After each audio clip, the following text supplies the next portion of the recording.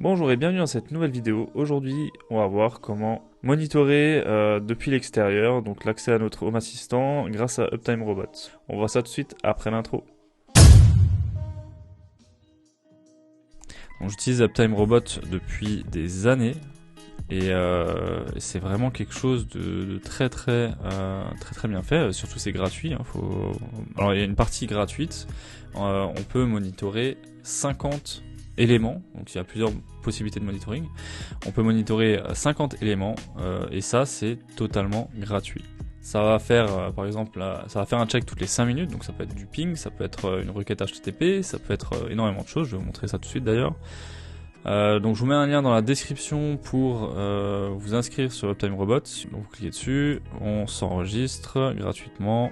Ok, donc là ici le nom on va mettre MakerNX. Ok. En adresse mail, donc je mets mon adresse mail. Voilà, d'ailleurs c'est une nouvelle adresse mail. On va mettre le mot de passe, bien sûr c'est pas celui qui s'affiche, on va pas prendre la suggestion que vous voyez tous. How did you fin? Donc ici à la limite c'est optionnel, on s'en fiche un petit peu. On s'enregistre. Voilà, une fois que c'est enregistré, moi j'ajoute ça à mon coffre-fort. On va se connecter avec notre compte. Donc là je vais recevoir le mail qui me confirme tout ça. On va se connecter. Ah, j'ai pas confirmé mon email, donc ça on va faire tout de suite. On va activer notre compte. Je le fais en off. Voilà, je viens d'activer mon compte et maintenant on peut se connecter. Voilà. Ok, donc vous arrivez sur un tableau de bord. C'est assez simple en fait. Ici vous ajoutez les monitors. Ici vous aurez tous les monitors. Là vous avez des petites statistiques. Donc ici vous cliquez sur upgrade si jamais vous voulez passer sur une offre un peu supérieure. Alors à savoir que moi j'utilise pour mon côté pro, pour surveiller mes serveurs, etc. J'utilise la version solo à 7 € par mois. Et ça me permet en fait d'avoir un monitoring toutes les 60 secondes, donc toutes les minutes. Ça va faire un ping par exemple sur mes serveurs, sur mes trucs, etc. L'HTTP pour vérifier si mon site internet est bien up. S'il n'y a pas un problème, s'il n'y a pas une erreur de certificat SSL par exemple. D'ailleurs le SSL Monitor il est uniquement disponible avec Solo. Donc ouais, moi je suis parti sur Solo, 7 € par mois, ça va, c'est pas non plus excessif. Surtout que ça fonctionne très bien Uptime Robot. J'ai jamais eu de soucis, à part des fois des faux positifs. Et encore je suis pas sûr que ça vient d'Uptime Robot, ça vient peut-être du serveur. Et voilà, bon, bref, ici vous pouvez ajouter un nouveau monitor. Dans ce nouveau monitor, ici, vous pouvez sélectionner soit le type HTTPS, HTTP ou HTTPS. Vous lui donnez un nom. Donc là, voilà, c'est le cas.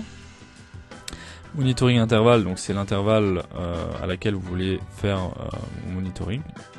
Donc, ouais, voilà. Donc ici, on est au minimum à 5 minutes sur une version gratuite. Et ici on peut choisir le timeout par rapport au monitoring. Et après c'est que des choses pro. Ok. Ensuite ici on peut faire HTTP method. Bon attendez, avant ça il faut juste mettre l'URL. Là je vais mettre home, je vais mettre le bidon, mais home assistant.naboo.casa. Voilà, hop, ça va dire que c'est mon cloud. Voilà, après vous avez donc différentes options que vous pouvez pas utiliser tant que vous n'êtes pas pro.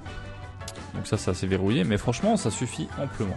Là on va faire une requête HTTP, c'est comme ça que je monitore mon Home Assistant d'ailleurs, du moins l'accès cloud. Je mets mon IP du cloud et puis ça fait un ping toutes les 5 minutes, enfin toutes les minutes dans mon cas parce que je suis en pro, enfin je suis en solo, version solo.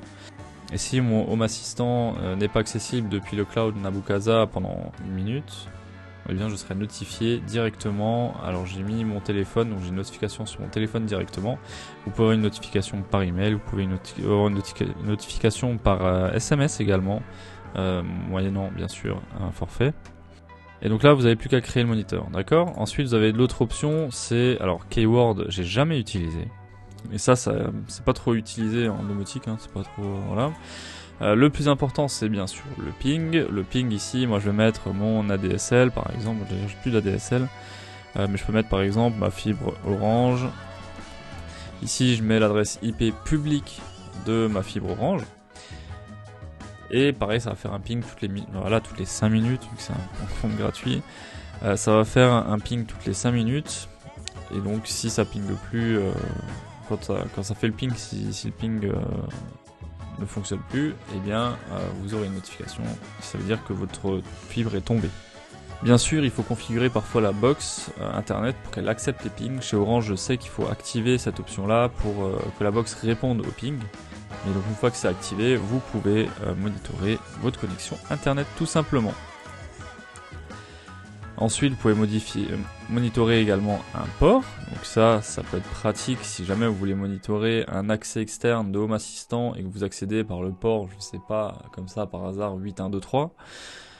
Depuis l'extérieur, eh bien ça permet de vérifier ça permet de faire des pings aussi sur le port, bien sûr. Et donc vous choisissez soit un truc populaire, soit un custom port, et là vous mettez votre port 8123 avec votre adresse IP publique si vous voulez, ou votre DNS, nom de DNS, etc. Voilà pour cette partie-là, c'est hyper pratique. Perso, je suis assez vite parti sur la version payante parce que c'est vraiment beaucoup plus pratique. C'est beaucoup plus réactif aussi quand vous avez. Donc moi c'est pour les serveurs surtout. J'ai un serveur, si le serveur il tombe et que je reçois la notification, j'ai pas envie d'attendre 5 minutes pour me dire c'est bon, c'est revenu. Je veux la notification assez rapidement, donc c'est pour ça que je suis parti sur une version payante pour que quand quelque chose tombe, je sais que est-ce que c'est juste un ping qui a raté et puis la minute d'après le ping a fonctionné et il n'y a pas de souci au final, ou alors est-ce que j'ai vraiment un souci et ça part démarrer. Donc là j'ai pas envie d'attendre 5 minutes sur des trucs critiques comme ça. Et donc c'est pour ça que j'ai pris la version payante, mais vous pouvez utiliser la version gratuite, c'est aussi très bien. Ok, donc ensuite donc bien sûr, vous avez également une application mobile Uptime Robot, et une fois que vous êtes connecté avec votre application mobile, vous pouvez l'ajouter dans les notifications, ce qui fait que vous recevez une notification quand ça tombe. Bien évidemment, on va intégrer ça à Home Assistant, sinon c'est pas rigolo. Alors il faut savoir que sur Home Assistant, vous pouvez l'ajouter, donc vous allez dans My Settings.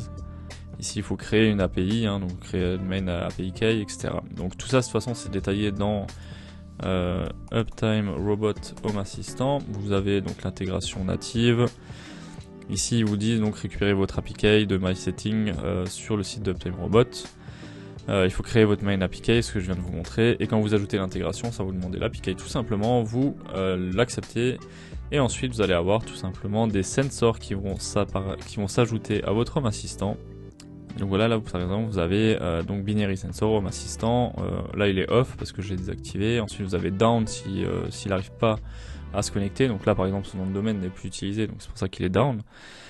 Et voilà, sinon vous avez on si c'est ok, sinon vous avez up si c'est ok. Voilà, c'est quelque chose de très très simple, je vais pas vous faire une vidéo sur ça parce que c'est vraiment très simple.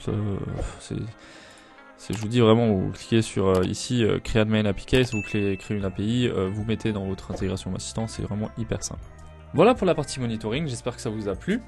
Si ça t'a plu, bien sûr, laisse un petit commentaire, ça me ferait très plaisir, mets un petit pouce bleu, n'oublie pas de t'abonner pour d'autres vidéos sur Home Assistant. Je te dis à très vite.